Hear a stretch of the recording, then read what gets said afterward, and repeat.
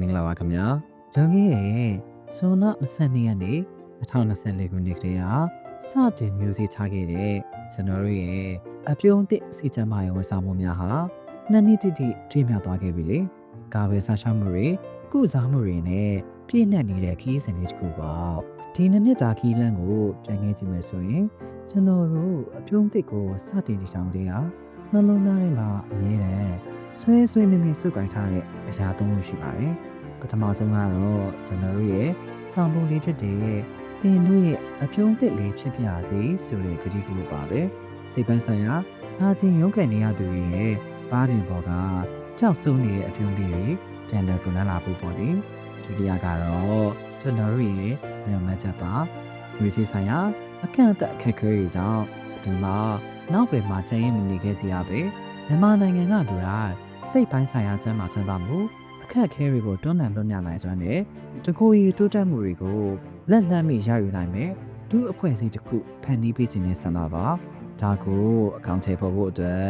ကျွန်တော်တို့ရဲ့လုပ်ငန်းတောင်းဝန်အနေနဲ့မြန်မာပြည်သူပြည်သားတွေအတွက်လက်လှမ်းမိပြီးစာနာနားလည်မှုအဖြစ်ရှိတဲ့စိတ်ပိုင်းဆိုင်ရာပံ့ပိုးကူညီမှုတွေပေးရဖို့နဲ့သူတို့ရဲ့ဘဝကျန်းမာပျော်ရွှင်မှုနဲ့အခက်အခဲတွေကိုတွန်းလှန်လွှတ်မြောက်နိုင်စွမ်းကိုမြင့်တင်တိဆောက်ပေးနိုင်ဖို့အစဉ်တစိုက်အားထုတ်ခဲ့ကြပါတယ်။အကျုံးသေးရဲ့အမတ်တစိလေးအကြောင်းကိုပါအနေတော့နှောက်ဝေပေးခြင်းပါသေးရဲ့အဲ့ဒီအမတ်တစိလေးကကျွန်တော်တို့ရဲ့ရည်ရွယ်ချက်တွေကိုအကုန်လုံးပုံဖော်ထားတာပါ။အလေးတက်မှာအပြုံးပစ်ဆိုတဲ့နာမည်နဲ့ထိုင်းရိုက်ကိုင်နေနေတဲ့အပြုံးမျက်နှာလေးရှိပါတယ်။ဒါကစိတ်ပိုင်းဆိုင်ရာအခက်အခဲဖြစ်နေသူတွေကိုပျော်ရွှင်မှုတွေနဲ့ညှော်နှင်းချက်တွေကျမ်းမာတဲ့စိတ်တွေတွင်ရစေခြင်းတဲ့သဘောလား။အရင်ကနာလေးကိုလက်နှစ်ဖက်ကရွရွရနဲ့ဝင်ရပေးထားပါတယ်။ဒါကမိတ်ဆွေကိုအခက်အခဲဖြစ်နေချိန်မှာတင့်ကိုဖေးမကူညီပေးမဲ့သူရှိရဆိုတာကိုမြင်တော့လုံခြုံနေထွေးရဲ့ပတ်ဝန်းကျင်လေးတစ်ခုဖန်တီးပေးထားတာပါ။အရာလေးတွေကအစားအသေးပဲရှိပါတယ်။အပြာရင်ရောင်တုံးထားတာကယုံကြည်စိတ်ချရဖို့တည်ငြိမ်မှုနဲ့စိတ်အေးချမ်းမှုကိုဖော်ညွှန်းခြင်းတို့ပါ။ခံစားချက်တွေကိုလုံခြုံစိတ်ချရတဲ့ကျွမ်းကျင်အတတ်ပညာဆိုင်တဲ့နေရာတစ်ခုမှာဖွင့်ဟတိုင်းမနိုင်နေဆိုတာကို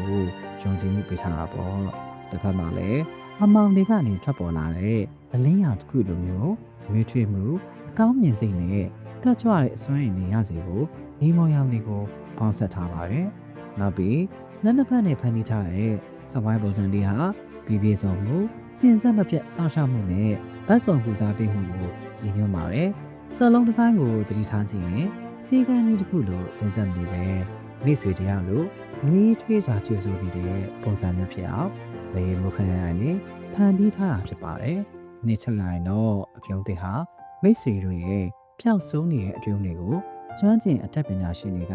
စာနာမှုအဖြစ်နဲ့ကိုညီရှာဖွေပေးမယ်ယုံကြည်ရတဲ့ခိုးလုံရလေးတစ်ခုဖြစ်ပါတယ်။ပြည်ရင်းပြည်ပကစိစံမာရေးဆိုင်ရာပညာရှင်တွေရဲ့လက်တွေ့လုပ်ငန်းတွေကြီးကြပ်မှုအောက်မှာခိုင်ခိုင်မာမာရပ်တည်နေတဲ့အဖွဲ့အစည်းတစ်ခုလည်းဖြစ်ပါတယ်။ဒီလိုလာပါတဲ့နှစ်တာခီလာမှာကျွန်တော်တရားသေးရှောက်ခဲ့ရမှာမဟုတ်ပါဘူးကျွန်တော်ဖော်နဲ့အတူစီစီလုံးလုံးနဲ့လက်ထွေးလက်ကန်နေအပတ်စဉ်တူတင်နန်းစဉ်နှစ်သိမ့်ဆွေးနွေးအထိုင်တွေကရှစ်ဦးရှိပါတယ်မတူညီတဲ့ပညာရေးလူမျိုးစုနဲ့ဘာသာရေးနောက်ခံတွေရှိပေမဲ့ရည်ရွယ်ချက်ကတော့တစ်ခုရဲ့ပါ Rachel ဝါရှူဆွဲရှိုင်းပင်တွင်နဲ့ကျေရလို့အဖွဲ့ဝင်တွေရဲ့အားထုတ်မှုတွေကတကယ်ကိုကြံဖို့မဖြစ်နိုင်ပါဘူးဒီလိုနဲ့ပဲ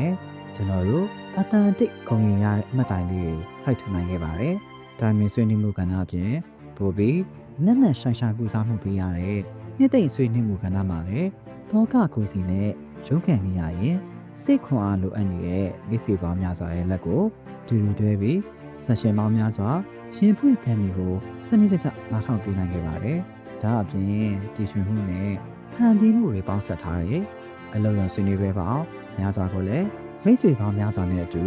နွေးနွေးထွေးထွေးကျင်းပနိုင်ခဲ့ပါတယ်ဒါအပြင် Facebook, TikTok, YouTube နဲ့ Telegram တို့လို Digital Media တွေကလည်းအသိပညာပေးအစီအစဉ်တွေစဉ်ဆက်မပြတ်လုပ်ခဲ့တဲ့အတွက်အခုဆိုရင်လူထမ်းစားမျိုးအကွေရရစေဖို့မြန်မာနိုင်ငံတွင်းမှာမကပဲနိုင်ငံတကာကမိတ်ဆွေတို့ကိုပါ online ရောလူကိုယ်တိုင်မှာဝန်ဆောင်မှုပေးနေနိုင်ပြီဖြစ်ပါတယ် တစ်ဖက်မှာလည်းကျွန်တော်တို့အဖွဲ့သားတွေကအရေးအသွေးနဲ့ကျင့်ဝတ်ပါပုံမခိုင်မာအောင်ကိုအမြဲသွေးနေခင်းစားပါတယ်ရှေ့ဆက်မဲ့အနာဂတ်မှာတော့ online ရောလူကိုယ်တိုင်မှာလှုပ်ဆောင်နိုင်မဲ့ဝန်ဆောင်မှုတွေကိုပို့တိုးချက်သွားဖို့ရှိပါတယ်ပို့ပြီးစမ်းသစ်ထိရောက်တဲ့ဝန်ဆောင်မှုပုံစံအသစ်တွေနေစဉ်ဘဝမှာလက်တွေအထောက်အကူပြုစေမဲ့ထုတ်ကုန်အသစ်တွေကိုလည်းမိတ်ဆက်ပေးဖို့ပြင်ဆင်နေလို့ဆက်ပြီးဆောင်ရွက်ပေးကြပါဦးနော်ဒီနှစ်နှစ်ပြည့်အချိန်ခါလေးမှာကျွန်တော်တို့ပေါ်နေရန်စနစ်တကျလမ်းညွှန်ယုံကြည်ပေးခဲ့တဲ့အဖွဲ့အစည်းတွေလက်တွဲခဲ့ကြတဲ့အဖွဲ့ဝင်တူချင်းစီနောက်ပြီးမိမိတို့ရဲ့အစိတ်တရားတွေကိုရဲဝံ့အရင်ဖွင့်ပြီးအပြုံးသစ်ရှာဖွေခဲ့ကြတဲ့မိတ်ဆွေအားလုံးကိုအပြုံးသစ်အဖွဲ့သားတွေအားလုံးကိုစားကျွန်တော်ကမှန်လည်းကျေးဇူးတင်ရှိကြောင်းပြောကြပါရစေကျွန်တော်တို့အားလုံးဒီတစ်ခါပုံမချမ်းသာတွေ့ရှင်ပြီးအပြုံးအနေနဲ့ပြည့်ညတ်နေတဲ့လူအဖွဲ့အစည်းတစ်ခုကိုဆက်လက်တည်ဆောက်ပါကြပါမယ်အားလုံးပဲစိတ်ချမ်းသာခြင်းကိုယ်ချမ်းသာခြင်းနဲ့ပြည့်စုံပါစေခင်ဗျာတင်တို့ရဲ့အပြုံးသစ်လေးဖြစ်ပါစေ